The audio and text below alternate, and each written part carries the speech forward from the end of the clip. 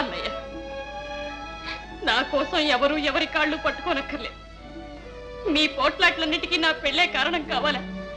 మీకంత భారంగా ఉంటే నేనే వెళ్ళిపోతాను. నువ్వెందుకమ్మా వెళ్ళిపోవడం? పోతే ఆ వెధవ పోతాడు. మనం బయటకు వెళ్ళామంటే రాజ్యాలుగా బ్రతకగలం. అభివృద్ధి ఏం చేస్తుంది? అన్నయ్య, అనాథలకు అభాగ్యులకు ఈ లోకంలో తావే లేదా? గుడ్డిదని దయతలిచి గుప్పిడన్నం పెట్టే దాతలే ఉండరంటావా? నువ్వు ఒక ఫూలు సిస్టర్.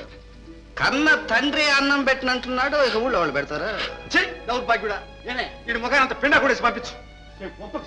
కరెక్ట్, నాకు కావాల్సింది అదే. నేను 12 గంటలకు కరెక్ట్ గా భోజనానికి వస్తానని తెలుసు కదా. 11:55 కాకేసి వడ్డీ చుట్టి రవసంత ఎందుకు వచ్చేది? మదా నీగడ పెరుగుందా? పద పెడుతు. ఇది ఒక్కడి తక్కువ అయింది వీడి బతుక్కి. అంత పచ్చడి మీద వేసి పంపిస్తావే. జయ, వెళ్తున్నానే కానీ అన్నయ్య ఆరోగ్యాన్ని గురించే నాకు ఆందోళనగా ఉంది. నువ్వైనా కాస్త జాగ్రత్తగా చూసుకోమ్మా. అప్పుడప్పుడు ఉత్తరాలు రాస్తూ ఉండు. బండి టైం అయిపోయింది, త్వరగా రారా.